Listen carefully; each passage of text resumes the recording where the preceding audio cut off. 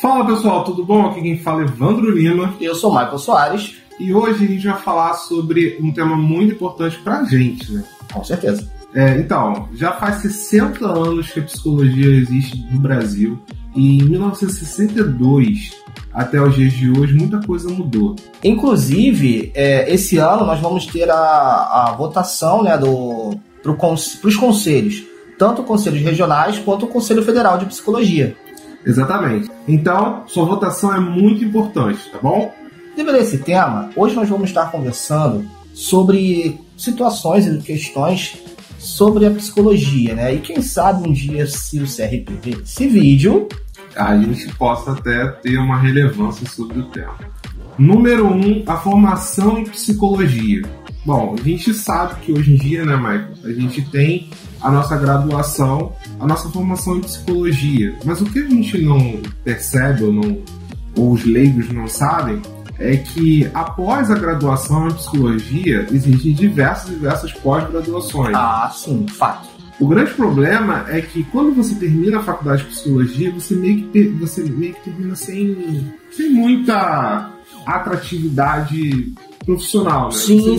Você fica muito fechado ali ao pouco que a faculdade tem a te oferecer. Exatamente. Claro, não são todas as faculdades que não vão te oferecer um leque de opções. Exatamente. Você tem universidades aí que te dão oportunidades de fazer intercâmbio, fazer especializações da própria faculdade, mas não são todas. Então, nesse caso, uma parte dos que se formam em psicologia, como você falou, saem da faculdade até mesmo assim, sem vontade ou de trabalhar com psicologia ou só com uma visão fechada daquilo que aprendeu na faculdade.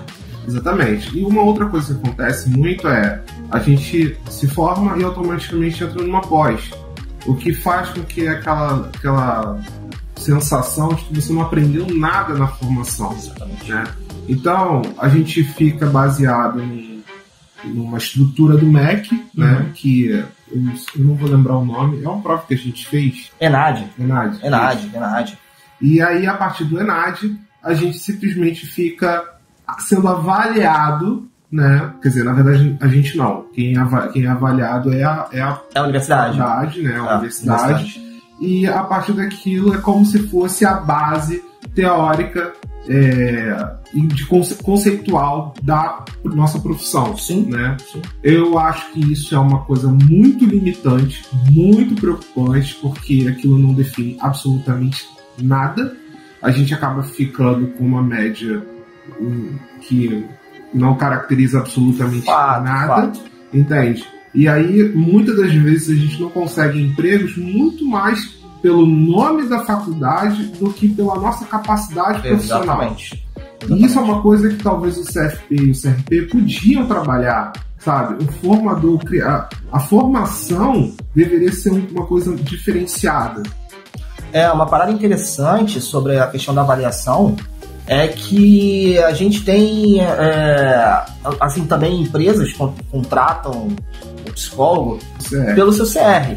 E assim, eu particularmente vi gente que só tirava 10, mas que hoje não é um profissional tão considerável assim. E em contrapartida, eu vi pessoas que tiravam a nota ali um pouco acima da média e hoje são profissionais muito bons. Né? Então, isso também tem que ser visto pela capacidade do profissional e não pela capacidade coletiva em si ou por simplesmente números. Às vezes... Ou mesmo pelo nome, ou mesmo pelo nome, hoje em dia você coloca aí uma pessoa que se formou na UERJ, por exemplo, muito mais integrada à profissão, né, à capacidade, ao conhecimento, do que uma pessoa que foi formada num IBMR da vida. Sim, né? Sim. E aí não significa absolutamente nada. O cara que está no IBMR às vezes ganha 3 vezes mais do que o cara da UERJ, entendeu? E não tem a mesma capacidade do outro, é mais limitado. Então isso é uma coisa que talvez a formação podia ser um pouco mais estruturada, tá? Dica aí para quem está entrando no CFP agora. Acho que é importante a gente avaliar uma mudança nessa forma de olhar para a nossa formação, tá bom? Sim. Número 2, concurso público para a área. Bom, de fato é uma das maiores preocupações para nós psicólogos, porque a gente não tem visto muitos concursos públicos para a área. A gente tem muitas, como é que eu posso falar? Expectativas, né? Mas na verdade são poucas as oportunidades. Exatamente. Agora com questões como, por exemplo, o fechamento de hospitais psiquiátricos, né? Uhum. A gente fica até achando que os psicólogos da área desses lugares vão para onde? Para CAPS, para clínica da família. Tem até hospitais que realmente contratam, né? Eu tenho amigos que fizeram estágio, fizeram pós em hospitalar e atuaram. E tem a chance de ser contratado. Mas não são concursados. Não são concursados. Exatamente. Esse é um ponto que eu acho que falta para o CFP trabalhar como uma forma de profissional, né, para os nossos psicólogos. As áreas de atuação desse psicólogo em concursos públicos, como, por exemplo, na saúde e principalmente na educação. Porque já tem conversas sobre a possibilidade de colocar pelo menos um psicólogo em cada escola do estado do Rio de Janeiro, por exemplo. Sim. Mas isso não sai do papel, não existe um concurso ainda meio definido. Na verdade, que no final do ano ia ter um concurso, né? Não tô sabendo. Mas eu também Na verdade, acho que nós dois temos experiências com escola, né? Na escola que eu atuei, eu lembro que quem ficava numa sala específica para psicólogo era o AAE, né, que era o assistente de apoio ao ensino especial. Sim. E eu lembro que assim, tinha uma professora que nada tinha a ver com isso e ela fez um cursinho básico, né, para atuar com essas crianças especiais e nada, né? E o psicólogo, ele vai na escola, ele vai além disso, ele vai atender não só as crianças com necessidades especiais, mas também outros alunos e pais também. Sim. E isso a gente vê hoje. E o corpo docente também. E o corpo docente. A gente vê que isso hoje na escola é extremamente necessário, cada vez mais, e é deixado de lado. Mas claro, a gente tem outras áreas também de concursos. Por exemplo, a gente tem concurso na Fiocruz, concursos para Marinha, Exército, Bombeiro, e todos esses, as vagas são mínimas.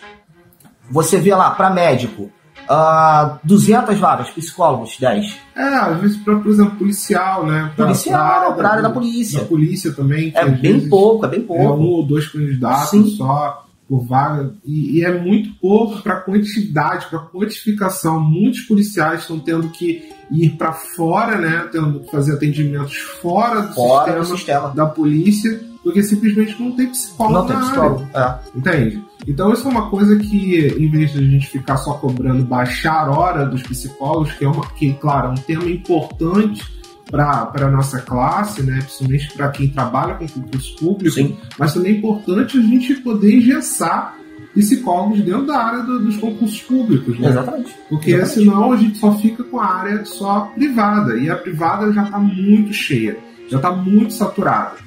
Né? Eu ainda não sei como clarificar essa pesquisa, mas se a gente fizesse uma hipótese aqui de 60 mil psicólogos hoje tem no mercado, só dentro da psicologia do Rio de Janeiro, pelo menos em 50 mil seria da área privada. Na verdade 50 mil não, né? Você tira aí pelo menos uns 30 mil de pessoas que já morreram, né? Mais ou menos. Então, vamos falando de ativo. Eu lembro que a última vez que eu vi eram, acho que 11 mil só na capital. Então, se você tem 11 mil, no mínimo 2 mil é público. 2 mil é público. O resto é tudo privado. Exatamente. Entende? E tem uma outra questão também, inclusive para emprego, né, de psicólogo, que é muito limitado ali a trabalhar como RH, né? Quando você vai trabalhar numa empresa privada, você fica ali só fechado no RH, de fato você não atua como psicólogo em si, e eles pedem experiência. Se você está saindo da formação e você está buscando um emprego, e você não tem, como é que você vai... Não tem essa experiência, né, na verdade? Como é que você vai trabalhar numa empresa? Você não vai, você vai para a área privada, você vai virar psicólogo clínico. Uma das dicas que a gente teve numa chapa na última eleição 2019 foi justamente criar dentro dos CRPs uma estrutura para fazer com que esses novos psicólogos que estão atuando fizessem um projeto, um trabalho social, trabalhar pelo menos ali um tempo, 1 ou 2 anos, e aí essas pessoas que criavam ganhariam ali experiência para atuar em outros lugares. Exatamente. Isso é muito importante, muito válido. É uma pena que esse grupo não vingou, né? Não só o grupo não vingou, mas o CRP e o CFP eles não inviabilizam essa ideia, sabe? Eu acho que assim, todas as ideias são importantes, mas a pergunta que a gente pode deixar para eles, no caso, é o quanto custa isso?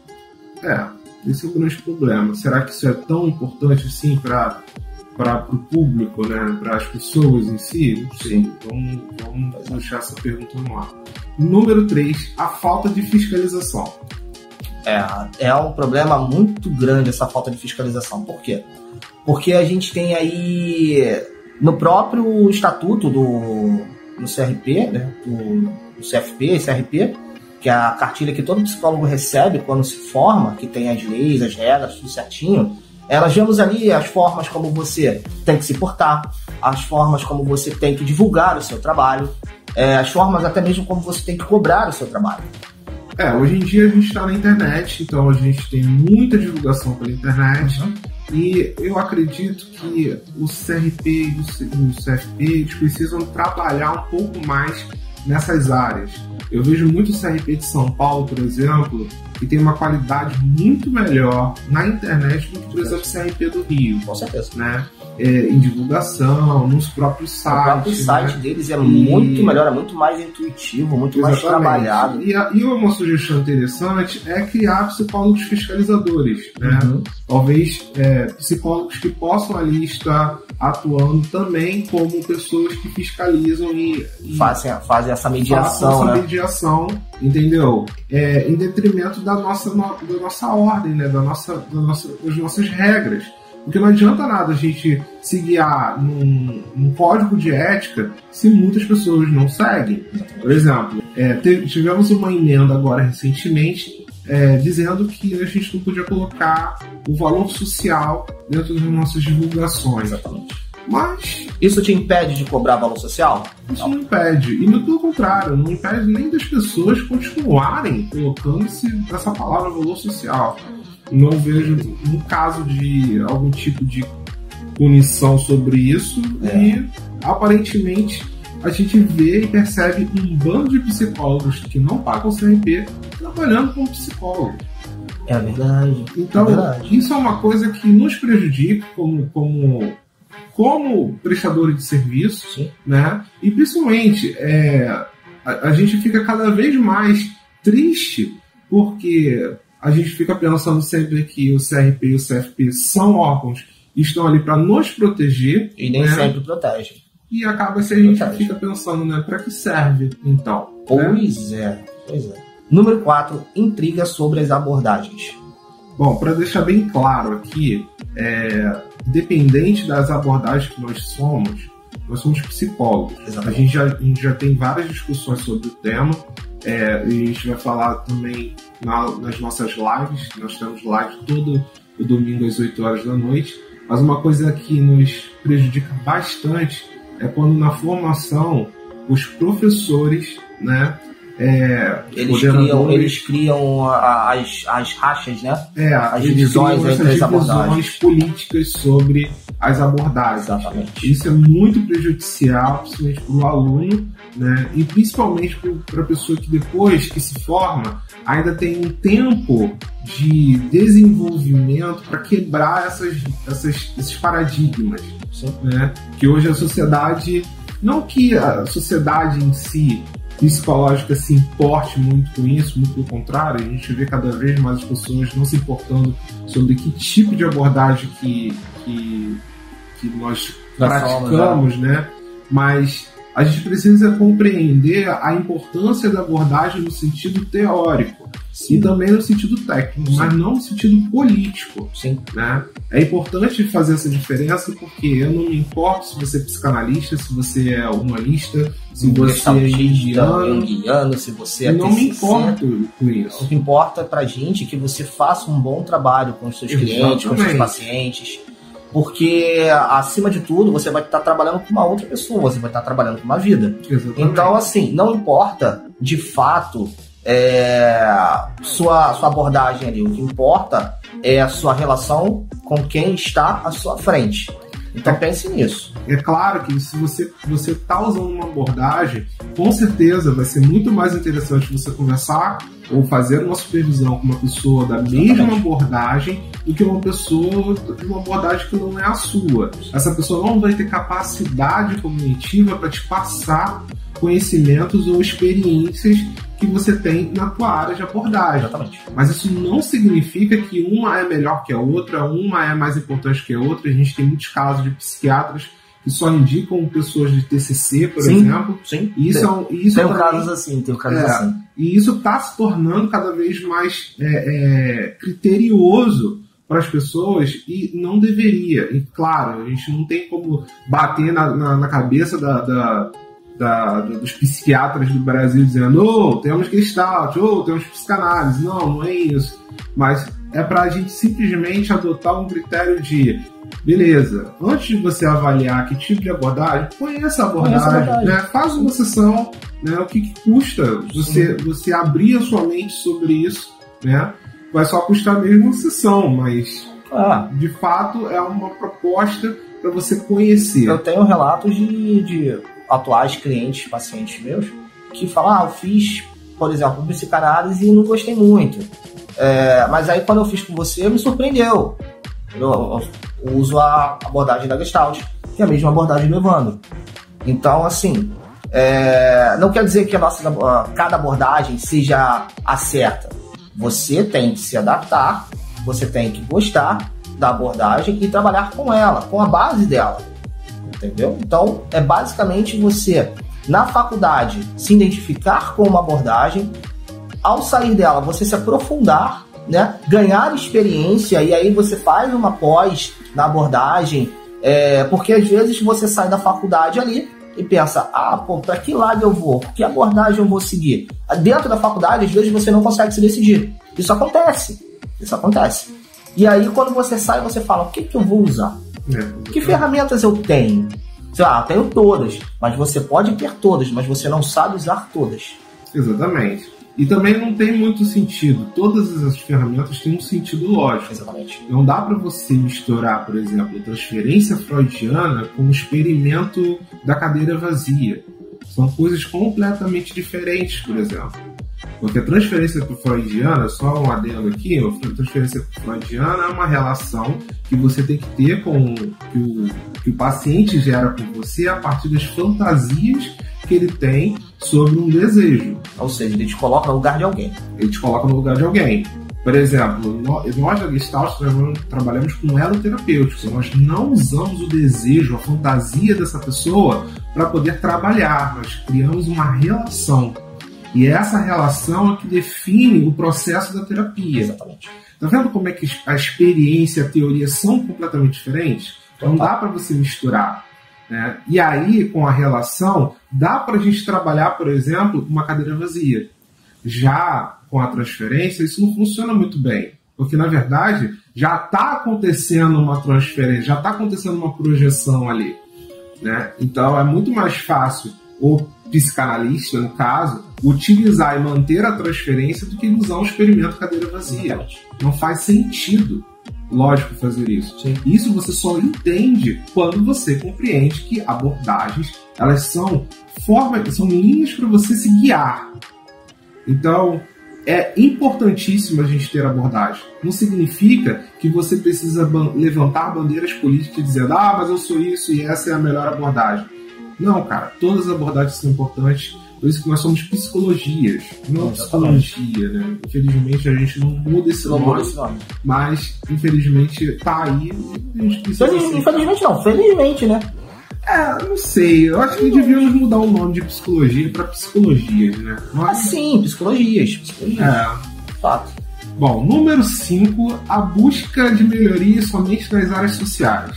Bom, a gente acredita muito plenamente de que é importantíssimo a gente trabalhar com as minorias sociais, né?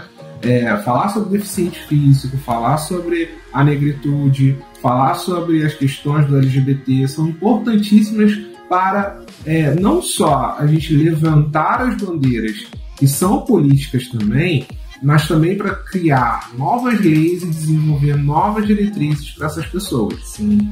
Porém, também fazer um acolhimento, né? Exatamente, e também fazer um acolhimento. Porém, 4 anos de desenvolvimento somente nessas áreas é meio que exclusão. Não só 4, né? Exclusão décadas. Né? E isso é muito prejudicial para quem é psicólogo, porque os CFPs e CRPs eles precisam trabalhar para nós, não para as minorias. Eu entendo que elas precisam de um espaço e elas precisam sim ser defendidas. Compreendo isso e entendo isso, eu sei que vou levantar isso em consideração. Porém, é como se nós psicólogos tivéssemos valor nenhum. Sabe? Tudo bem que nós somos só ferramentas, e realmente nós somos só ferramentas para a própria pessoa em si, né? Para a própria psique e para a própria psicologia. Mas ainda assim nós também temos valor.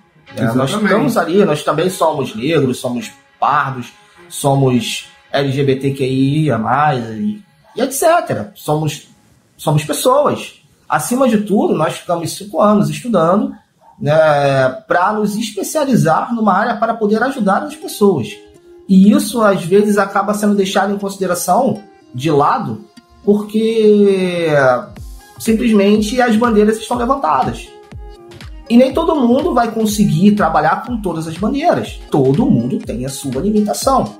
Exatamente. Então, mas não digo nem assim, não só isso que ele está falando, mas eu digo também na necessidade de entender que o psicólogo ele precisa ser abraçado pelos seus sindicatos. Sim. Sabe? Não adianta nada a gente chegar, por exemplo... Você se sente abraçado?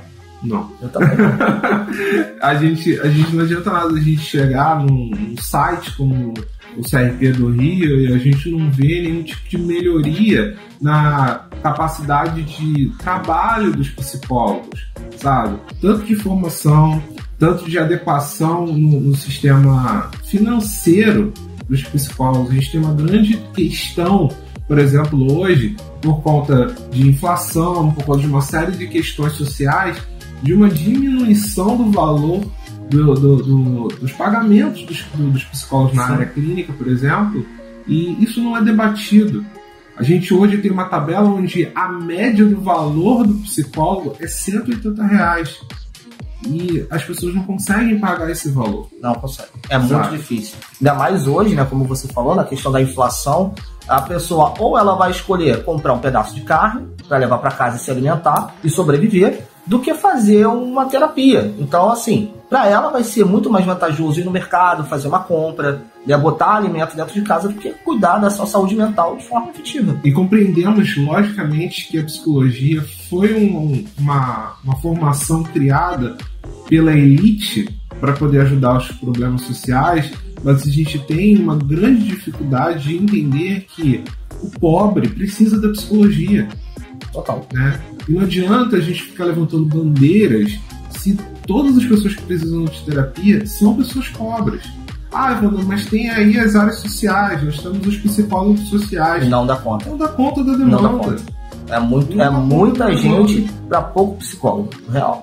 Uma outra coisa que a gente tem dificuldade é criar instrumentalizações sobre isso. Por exemplo, os CAPS, por exemplo, têm muita dificuldade de conseguir ter clientes, pacientes. Na verdade, eles até têm, só que como a demanda é muito grande, eles não conseguem dar conta. Exatamente. E são assim, às vezes até casos parecidos, mas o psicólogo ele está ali atendendo 50, 60, 70 pessoas, né, no CAPS, Clínica da Família, e ele não consegue dar conta. É tanta burocracia que acaba que a pessoa desiste. Real. Entende? E aí, isso é uma coisa que o CFP e o CRP precisam trabalhar. olhar para as clínicas particulares existentes e fazerem tratamentos, por exemplo, pegar e diminuir, por exemplo, o imposto de renda, né? E aí fazer realmente um acordo com os governos, né? Com a prefeitura, com os governadores, para fazer com que clínicas particulares consigam fazer o tratamento com clínicas da família, por exemplo, se cadastram. Tipo fazer um vínculo, né, um elo ali entre uma particular parceria, e privado, público-privado, para realmente ajudar quem precisa. Olha, eu fui no certo tempo fazer uns exames médicos e eu conversei com uma senhora que tinha uma filha com autismo, né? Ela falou que no plano, na clínica onde eu estava, a psicóloga lá já estava lotada. Por quê? Porque existe essa público-privado nessa clínica, né? Mas ainda, ela falou que ainda assim é uma demanda muito grande e a psicóloga não estava dando conta. O grande problema do SUS é esse, que o SUS ele é muita gente, o público é muito grande. E as clínicas particulares eles só realmente trabalham com quem paga. Então a qualidade é diferente, né? O exercício da profissão é diferente, até a valorização do psicólogo é diferente. O que a gente está tentando trazer aqui são soluções, né? Soluções viáveis para que esse tipo de situação se diminua no mundo do SUS para entrar no mundo onde tem mais psicólogos. Exatamente. Né? Número 6. Coachings e terapeutas em geral. Bom, isso já foi tema de muitos vídeos, muitas situações. A gente bota aí. Eu, particularmente, não vejo problema nenhum nas práticas de coaches e terapeutas em geral, mas há sim uma grande negligência, vamos dizer assim, sobre. E aí a gente volta de novo a falar sobre a falta de fiscalização, sim, né? Sobre como isso é empregado dentro do Brasil e dentro da estrutura dos CFP e CRPs. Felizmente a gente sabe que no Brasil pode fazer qualquer coisa, né? Hoje isso está dando uma mudada, mas ainda assim é muito simples você falar eu sou coaching, ou eu sou terapeuta, por exemplo. Me chegou um terapeuta cartomante e hipnólogo cartomante. Eu fiquei pensando, hipnólogo, cartomante, terapeuta, como é que funciona isso? Eu não tenho ideia. Não faço ideia. Mas é o trabalho do cara. E tava tendo demanda. A gente teve até um vídeo no Sputnik de uma disputa entre uma psicóloga e um coach quântico, né? Coach quântico. E após isso deu uma diminuída gritante dos coaches. E aí, só que ainda a gente tem discussões, por exemplo, de consteladores familiares, por exemplo, trabalhando até mesmo em hospitais públicos, sim, né? E há uma divulgação exacerbada, com valores altíssimos de pessoas que trabalham nessa área, tirando pessoas que utilizam até planos de saúde para isso. Então, é bom, é importante a gente estar fazendo umas conversas sobre isso, o que nós devemos fazer, sabe?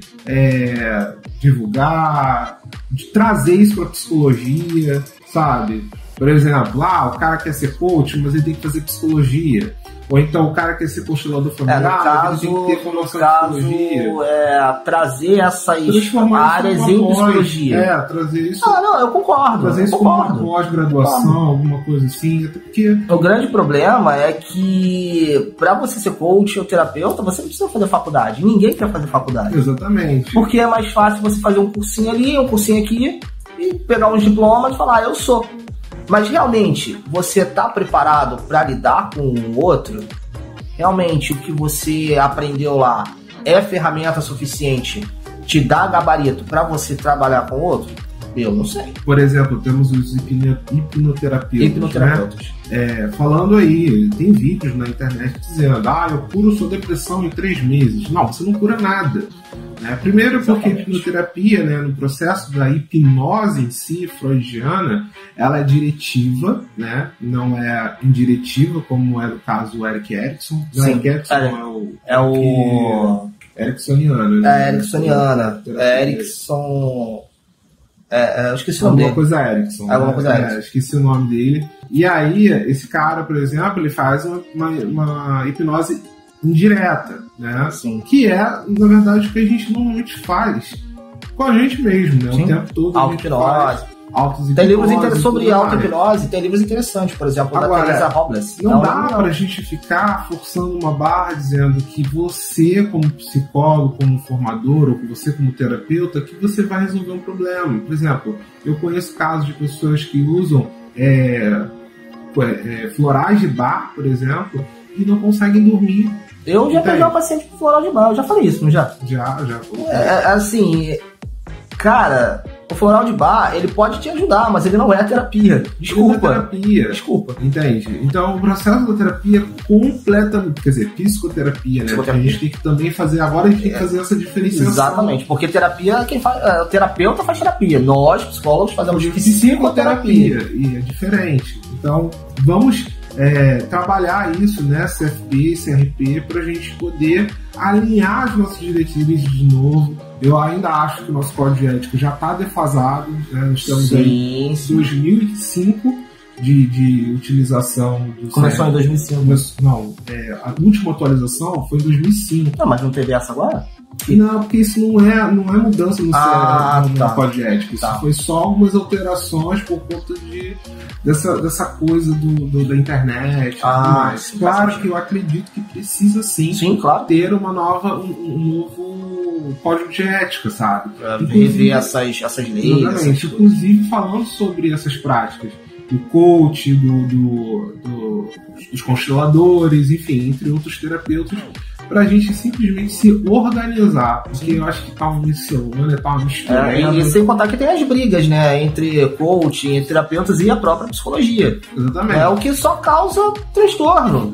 Exatamente. E assim, algo que poderia ser agregado, que poderia ser puxado para a psicologia e faria muito mais sentido e faria assim, e daria mais oportunidades até mesmo para próprios psicólogos que estão se formando agora ou que estão dentro da faculdade, de conhecerem outras opções, né? Não só a clínica hospitalar, a empresarial, mas conhecer outras opções. Por exemplo, a gente tem tanta coisa legal na psicologia que quase ninguém fala, por exemplo, a psicologia do esporte, que é uma parada sensacional. A gente tem aí os pesquisadores, que também você quase não vê assim, psicólogo pesquisador, né? Até tem poucos, mas não é tão falado. Bem menos frequente. Bom, é isso, gente. A gente, de uma certa forma, trouxe aqui as dúvidas e críticas mais importantes que nós vemos dentro dessa estrutura. Esperamos que os próximos representantes do CFP e do CRPs sejam pessoas atentas a isso, que tentem, né, aí durante esse período dos próximos 3 anos, pelo menos alinhar alguma coisa a respeito sobre isso. Organizar a casa que está bagunçada. Independente de qualquer forma, nós estamos aqui como Espaço Dialógico, sempre tentando ajudar as pessoas da melhor forma possível. Exatamente. E é isso, gente. É isso aí, pessoal. A gente agradece aí por vocês estarem assistindo nossos vídeos. Tá? Não esquece de curtir, compartilhar, comentar. Se você tem amigos que estão fazendo psicologia, que estão saindo da faculdade agora, manda esse vídeo para eles. Tá? Porque é importante, até mesmo para quem está se formando agora, quem está entrando agora, também se você está pensando em fazer psicologia, dá uma assistida nesse vídeo, que ele vai fazer muito sentido, vai elucidar muitas dúvidas suas, tá? Não se esqueça da nossa chave Pix, tá? E também nas nossas redes sociais, no ESP Dialógico, tanto pro Instagram, tanto pro TikTok. Isso aí. E é isso, gente. Até mais. Ver vocês no próximo vídeo. Até o próximo vídeo. Tchau, tchau.